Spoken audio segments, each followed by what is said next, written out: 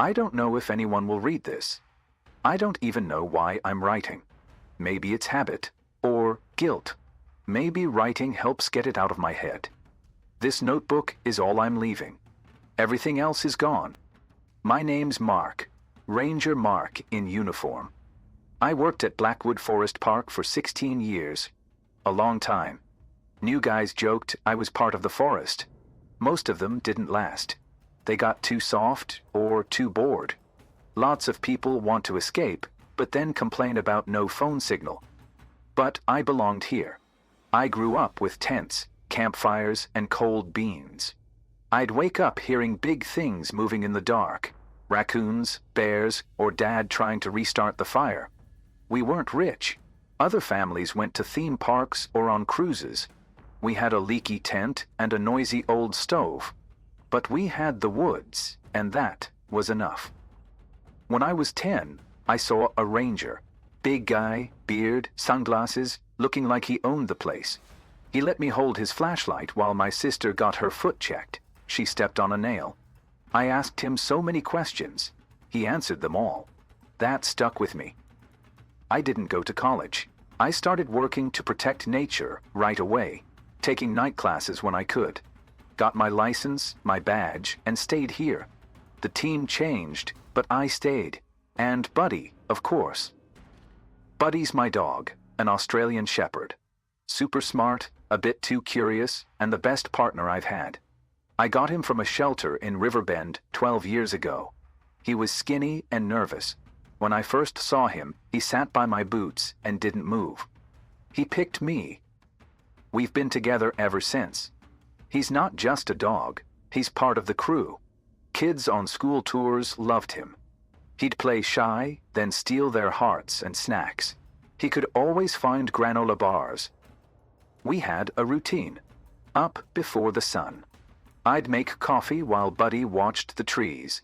Breakfast was toast or something from the microwave if the generator worked. If not, cold cereal. Then we'd do our rounds.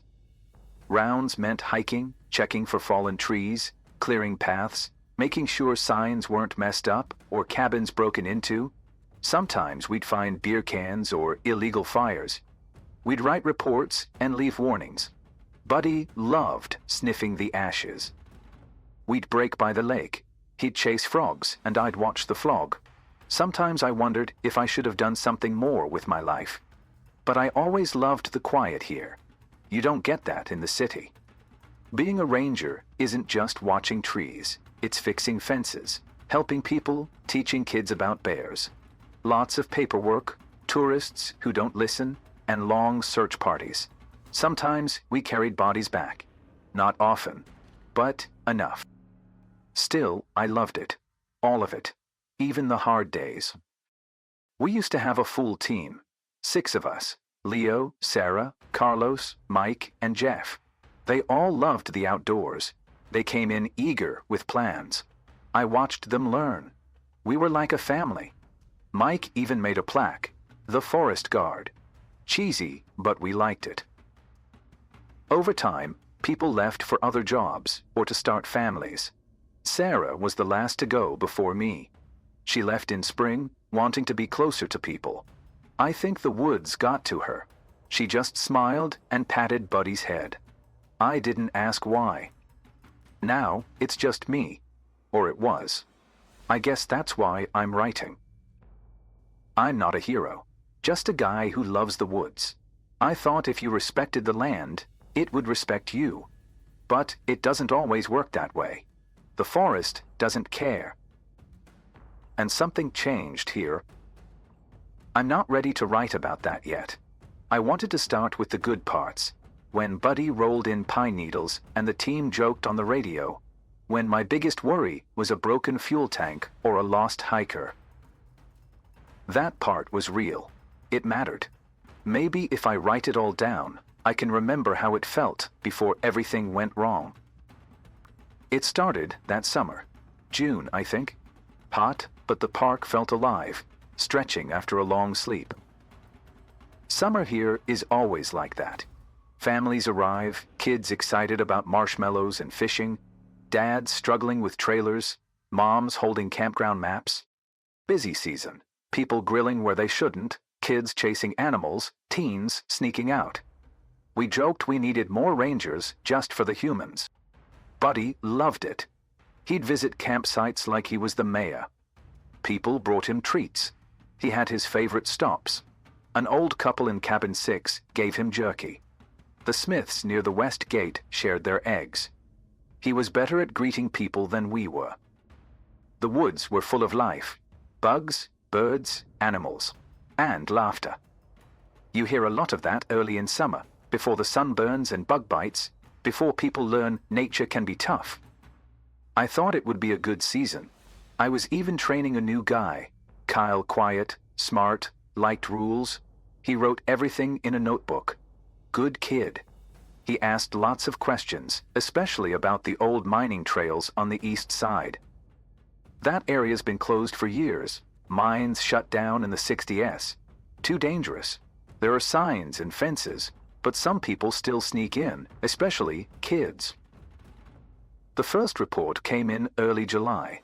A boy and his parents said he saw something weird in the eastern woods, near a collapsed mine shaft past the warning signs. I met them at Station 2. The parents looked embarrassed.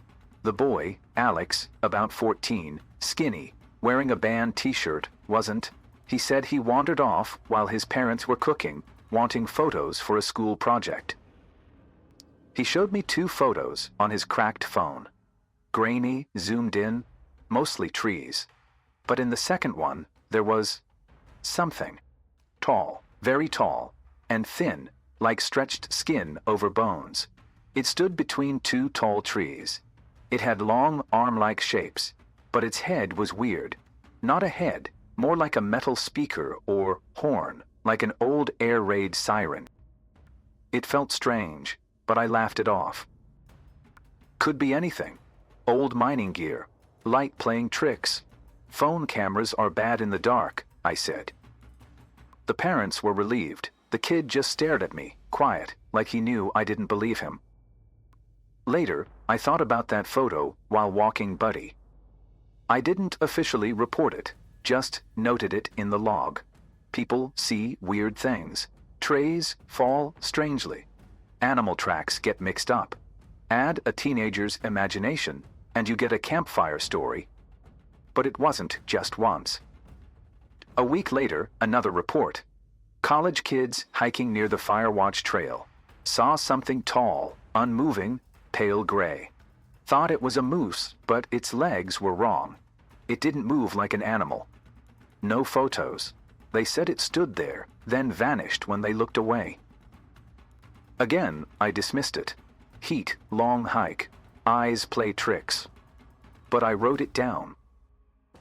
Then it kept happening. Every few days, different people, different places. Same description, too tall, wrong shape, seen from far away, near the old mines. Some had blurry photos. You couldn't prove anything, but you couldn't deny it either. Stories hit the internet. Forums, social media, conspiracy blogs. One post called it Siren Fiend, an old urban legend, maybe from Canada. Probably just kids making connections. Still, it got attention. More hikers asked weird questions. We put up more signs near the mines. People ignored them. Tell someone not to look for a monster, and that's all they'll do. That's when I worried. Not about monsters yet, but I knew how dangerous those woods were. Old mine shafts, rusty machines, crumbling rocks. We always had injuries, sprained ankles, twisted knees, sometimes worse. But this felt different, like trouble was coming. I didn't know it then, but that first photo, that blurry, tall shape, that was the start, like the first domino. And we were just starting to hear it. For a bit, things were okay. The Siren Fiend story spread. We didn't start it, but we didn't stop it. People called it Siren Fiend Park online. Some young rangers even played along, posting photos of old sirens with spooky captions. I didn't like it, But it brought more visitors, more money. The station got new radio batteries. Buddy got a harness with his name on it. He looked official. He liked that. Odd numbers that month. Campgrounds full. Kids laughing. Teens daring each other to go monster hunting. The new recruits loved it. They expected boring days, but now they had stories, action, a little danger. They smiled more. But that didn't last. First accident. A man twisted his ankle on a cliffside trail. Loose rocks, normal. Second was weirder. A woman ran to Station 3 at night, terrified. Said her tent was slashed. Not by a bear. A clean, straight cut, too high up. Still, we stayed calm. Campers drink, hear things, raccoons dig strangely. Then pets went missing. A cat on a leash. A beagle that always came back. Then 2 dogs from different ends of the park. We found one leash tied to a tree, chewed through. I started keeping Buddy closer. He didn't like it. He usually ran ahead. Now, I kept him leashed. He looked at me, confused. Then, people started going missing. First for a few hours. Then, a family of 4 vanished. Tent zipped, food untouched. Radios silent. We found them a mile away, under a tree, not talking. 2 couldn't remember how they got there. 1 kept asking for her brother, who was right there. The last one was blank-faced. That night, I couldn't sleep. More calls, people seeing something tall, moving beyond the trees. Always silent, just watching. Or standing. We started mapping the sightings, all around the old mines. We expanded the restricted zone, posted more warnings. It didn't help. Then, the voices started. Not real voices we heard, but people said they followed sounds. A baby crying, someone calling their name. A familiar voice, mother, brother, someone long gone. They thought someone needed help. We found a woman in a thorny bush, clothes torn, legs bleeding. She'd followed her dead husband's voice. Another man walked miles off trail for a child he thought was lost. When we found him, he just stared into the woods, out of breath. And then the boy fell. A tour group. We were on a ridge overlooking a waterfall. The land dropped sharply to a stream. I turned my back for 10 seconds. Buddy barked. People screamed. The boy had stepped over the edge, no hesitation, like he didn't see it. He went straight into the water. I ran. Buddy ran faster. He jumped in, grabbed the boy's jacket collar, dragged him out, paws scrambling on rocks. The boy was choking, coughing. When he calmed down, he said he heard someone crying for help. Sounded like his sister. His sister was miles away. That made the news. Hero dog saves boy. Buddy got a medal. He tried to chew it. After that, we stopped tours, for a while. But kids kept sneaking in. After hours, through fences, with cameras, flashlights, friends daring them to find the monster, get famous. Harder to find them each time. One night, we found 3 near the old mine shaft, backs to a wall, eyes wide. None spoke that night. They didn't need to. I knew what they'd seen. The monster. After the kids saw it, things got worse. Every day, strange reports. The team was quiet, walked faster, avoided the east woods. Then animal bodies started appearing. Deer, mostly, in weird places, middle of trails, near cabins, torn open, but not like an animal did it. No teeth marks, no struggle, just opened, insides gone. Clean. Too clean. No blood trails, like something did it fast and neat. Buddy wouldn't go near them. He'd lower his ears, back away, just stare at the trees like something was waiting. We closed the park soon after. Officially, budget cuts. Attendance dropping, said we'd move to other parks. But I knew. They needed this place empty, fast. Whatever was in those woods, whatever we woke up with our stories, it was real. Nobody wanted to find out what it wanted. Most of the team left quickly. I don't blame them. I stayed. Not to fix anything. I couldn't leave. This was my home for 16 years. I knew every trail. It felt wrong to leave without saying goodbye. I offered to do the final cleanup, 2 more. I tried leaving Buddy with my sister 3 times. She lives nearby. I told Buddy to stay, wanted him safe. Each time, he escaped and came back to me. He knew.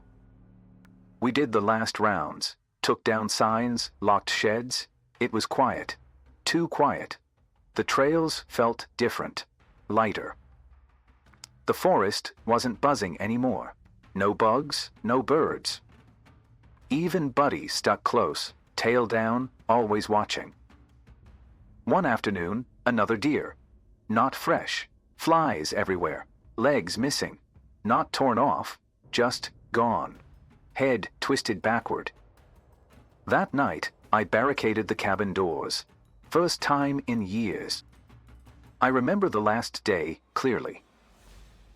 I'd finished sweeping the bunkhouse, empty for weeks, but I wanted to be thorough. Dust everywhere. It felt like a place being erased.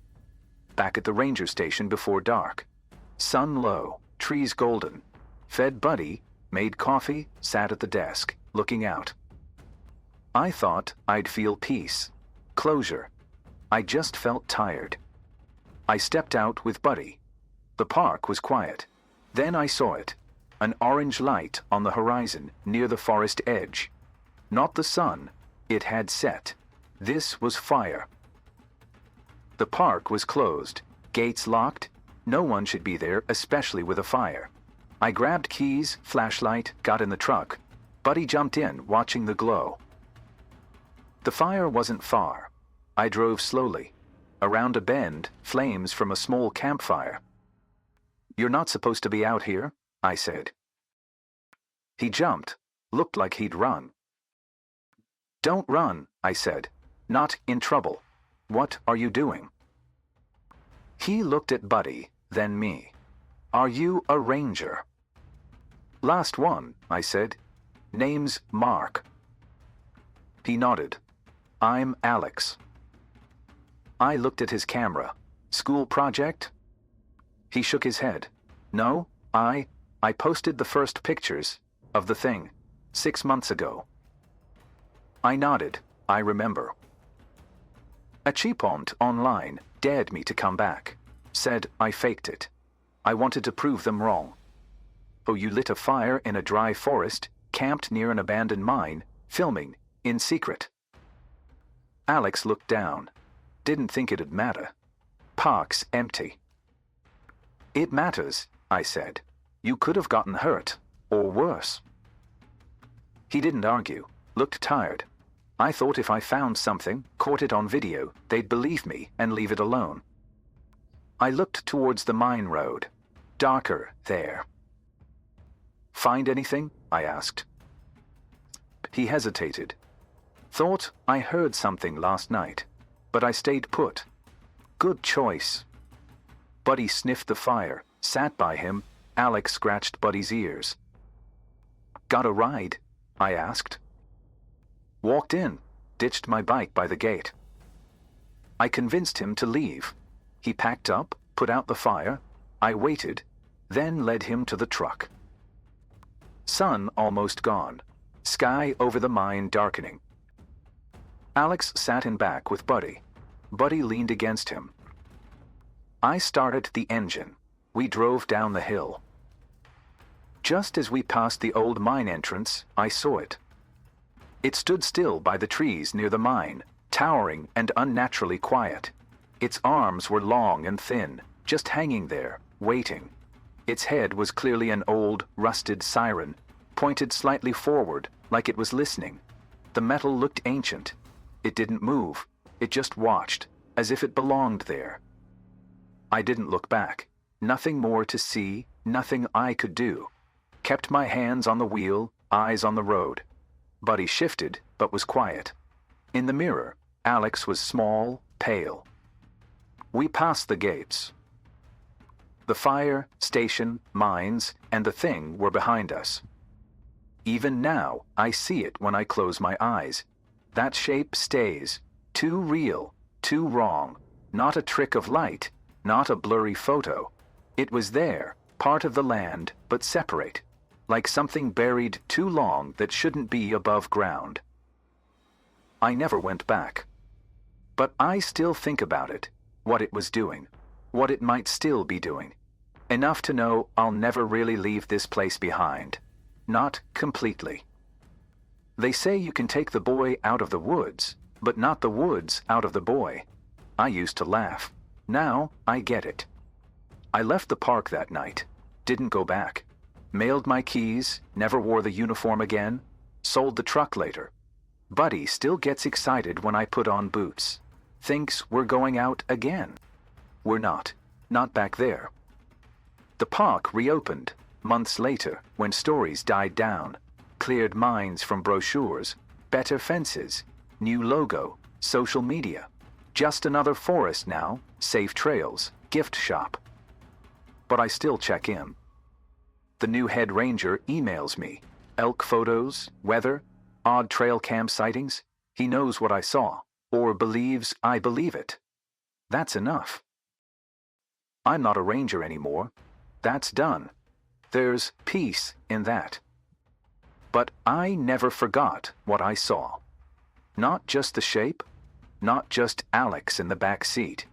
I never forgot seeing something that shouldn't exist. Standing like it owned the land more than I ever did. Siren Fiend. Sounds silly out loud, like a comic book, but I saw it. You don't forget that. After, I looked at maps. Forests everywhere. Read things I never would before. Hunter forums, cryptid sites, missing persons. Stories felt familiar. Different places, names. Same fear. Then an old friend called. Used to be a ranger up near the Sierra Peaks. Heard about what happened. Asked if I knew John Vance. I didn't. Vance isn't a ranger. He's something else. Not a scientist, not a soldier. He studies things that don't fit. Monsters, if you like. Phenomena. He calls them anomalies. My friend said Vance tracks patterns. Disappearances, sightings, weird frequencies near old industrial sites, files going back decades, maps across the country, and things like Siren Fiend show up. I haven't met Vance yet, but I have a time and place. It's not official, what he does.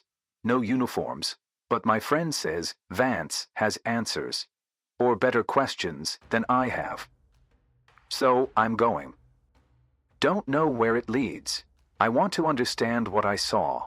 Why something like that was in the woods, near a mine, in a park kids visit. That's all for now. Bag packed, dog by the door, long road ahead. Maybe I'll write more someday. Maybe not. But one thing's sure. There's more in these woods than you see. And some things out there just can't be explained.